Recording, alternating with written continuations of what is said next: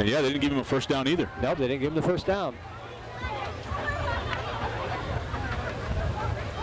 So, coach is on the field. They want an explanation. Corey Cooks is back in at quarterback. So the ball's at the 6-yard line. Right. And Jarvis Thrasher is the back to the left side. They give it to Cooks. This is the Wildcat. He's hit and dropped back at the 12-yard line. Nice read there by the defensive lineman, number 73. Big number 73. It's either Joshua Thomas or Andrew Garza. What color is his helmet? It's white. So it's got to be Garza. Got to be Garza. Yep. Well, he just went right into the hole, and the blocker just took him into the hole, and Corey Cooks had didn't even have sight of the scrimmage, of the yard line of scrimmage. That's a big loss. If you picture a surfer getting swallowed up by a big wave, that's exactly what he looked like there. Big old Garza just swallowed him up. 4th down from the 11-yard line. Now, if they're going to go for it, looks like they're going to go for it. They're not going to kick the field goal. Well, why not? It's an all-star game. 3 backs for the Mesquite Conference. Clock under a minute to go now in the first half.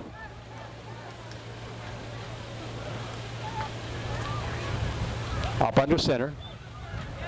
Busted play, given ground all the way back to the 25-yard line. Flag coming in. This is Cook scrambling for his life all the way back to the 35. Knocked down at the 36-yard line. And that play was just ugly and busted from the start. They had no idea what they were going to do. I don't know if they were going to try to draw the offense off sides. There's a flag right at the line of scrimmage. Right. Then another flag back here as Cooks was scrambling. But Cooks just tried to fake a pitch to the right and then try to scramble to his left. And there was just, the backfield was just full of the Cactus defenders, and Cooks just kept on backpedaling. Yeah. Thought he was Bob Greasy. Being chased by Bob Lilly, and goes back all the way to the 32-yard line. That's another a procedure 18-yard loss. Are they going to blow the play dead?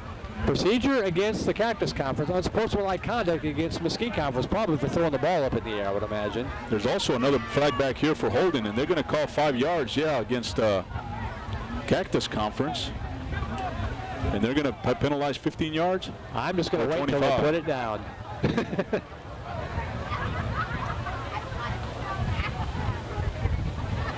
They're still walking. They're back at the 20. They're going to put it down at the 21-yard line. And that was 4th down, so it's going to be a turnover on downs. Okay. The ball's going to be Cactus Conference ball at the 21-yard line. I don't know about you, JB, but I feel like I'm hanging out of this game by my fingernails.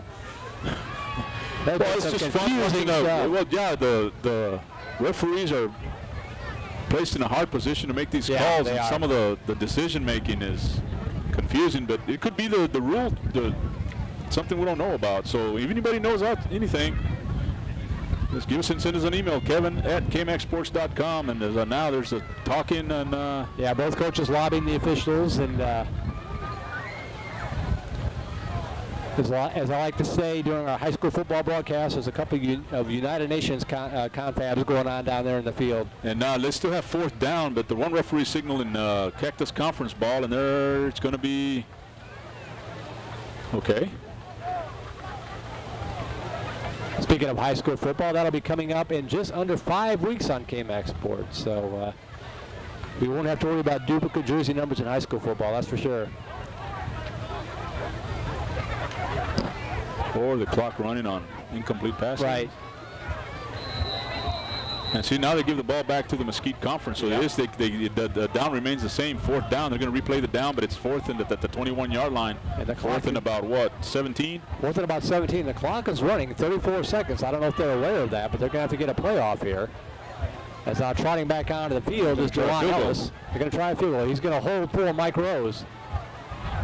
Rose has had 1 block. He has had 2 extra points. It's going to be a 39-yard kick. Good snap and hold. The kick is up. The wind is at his back. It's on its way, and it is good.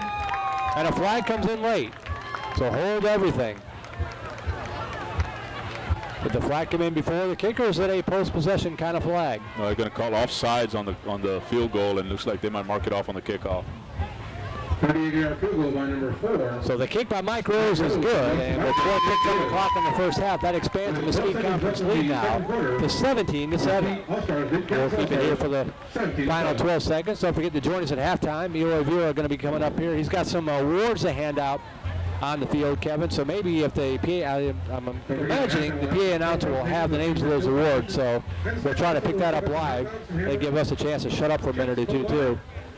Well, that was the most exciting 12-yard drive that ended up in a field goal that I have ever seen. A lot of penalties, a lot of trick plays, a lot of the ball was dead at the 32-yard line on that big old scramble by Cooks, and then a 5-yard illegal procedure. I mean, strange. They had the ball at the 12-yard line and ended up kicking up a 38-yard field goal. After all that, 17-7 is the only numbers that really matter here. Rose set to kick it off from the 30-yard line. Two players back to receive for Cactus Conference. Looks like Javon King is one of them. And it's a little short push kick in the air. That is field almost around the. That's going to be a Mesquite ball. Field at the 48-yard line. A well-executed play. And I believe that was Brian Carrasco, but I'm not sure it came up with that ball on the run. It was either number 4. And he's got an Austin, looks like he's got an Austin Viper helmet, so it looks like Haywood. No, excuse me. Now Mike Rose was the kicker. Mike Rose. It was either Carrasco number 2 or it was Matt Yeach number 3. Fielded on the fly. A false start. Oh, false start. After all that, they're going to bring it back? A false start on a kickoff? False start on a kickoff. Somebody must have been over the line. I didn't even see the flag come in. So 9 seconds on the clock. Usually that's called offsides. Yeah. So tough break there for the Mesquite Conference. But I'm pretty sure that was Brian Carrasco from the Texas Wranglers who got up underneath that ball. He caught it on the fly and then knocked off of his thigh pad, but slid on it at the 47-yard line. Good hustle play by him. But instead of that, it's going to be put down at the 25-yard line. And there was 13 seconds left when that ball was kicked off, so they didn't put any time back on the clock. So now it's 9 seconds to go in the first half. A very, very interesting second quarter. That is putting it mildly. Rose is set to kick it again. The element of surprise is gone, so he boots it away this time. And that's going to be fielded at the 25-yard line. Looking for room. Up to the 30. Slips down to the 31-yard line. That was Rashad Rudolph on the return, number 19. About a 10-yard return. Trotting it back in number 70 from the Mesquite Conference. That was Brandon Jones from the Texas Mavericks. He just didn't stop hustling on that kickoff. He just ran it down there and got a hand on the legs and took him down at the 31-yard line. I'm pretty sure we'll see we could see a kneel down. We could. I've given up on making guesses at this point. 4 seconds on the clock. 17-7 Mesquite Conference leading it here in the first half.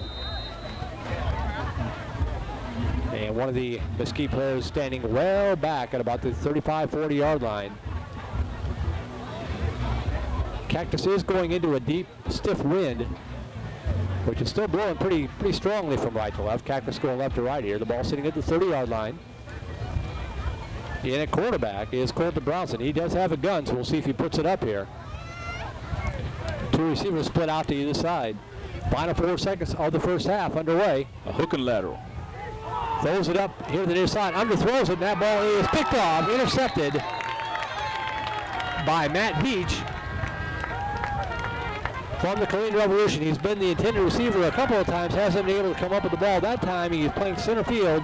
The ball underthrown, and Matt Beach gets the interception, and that is how the first half is going to come to an end here with the score. Mesquite Conference 17 and the Cactus Conference 7. It's a 15-minute halftime celebration. We'll take a quick break, and then we'll come back to the PA announcers so you can hear Eloy Vera down on the field. We'll be back right after this, listening to the 2011 Staf All Star game on KMAX Sports.